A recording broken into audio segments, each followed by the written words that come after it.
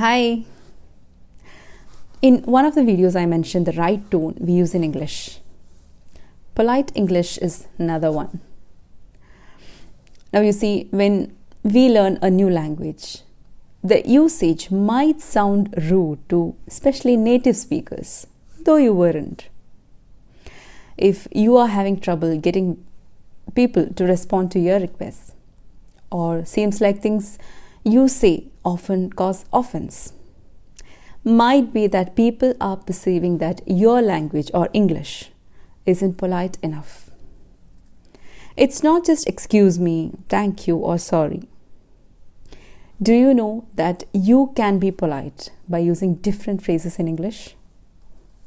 Examples are always needed to make it clear, and let me give you that.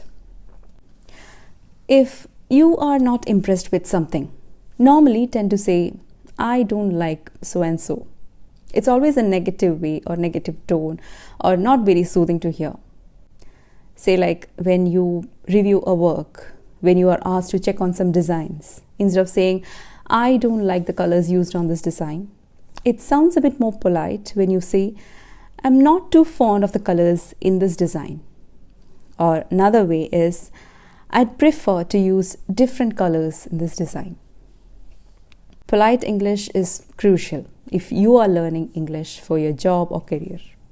It helps in keeping good relationships with your co-workers, makes a positive impression on the clients, and even sounds pleasant during interviews. Like if you are into a job where you are attending calls, a caller asks to speak with someone else.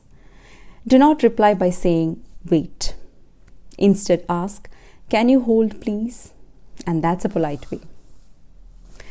To maintain good relationships with co-workers, it's best not to start a sentence with a verb, like reply to my email, go to the bank, send me the report, finish the project.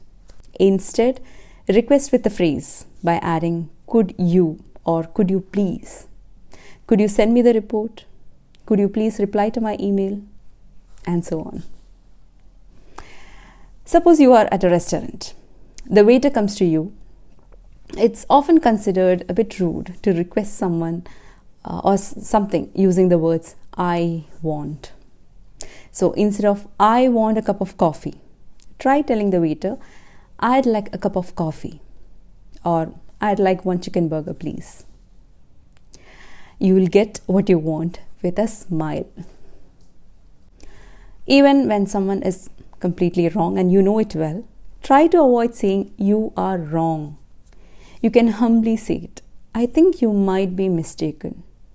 Or in a different way, saying, I'm afraid I disagree. Or you can even start with actually and pass the correct information. A polite way to correct them. They won't feel offended. Similarly, if you aren't happy with someone's suggestion, instead of directly saying, that's a bad idea, say it indirectly, I don't think that's a good idea. Be polite and keep smiling. Stay tuned for more videos on English 360. Don't forget to hit the subscribe button and bell icon for updates. See you. Bye.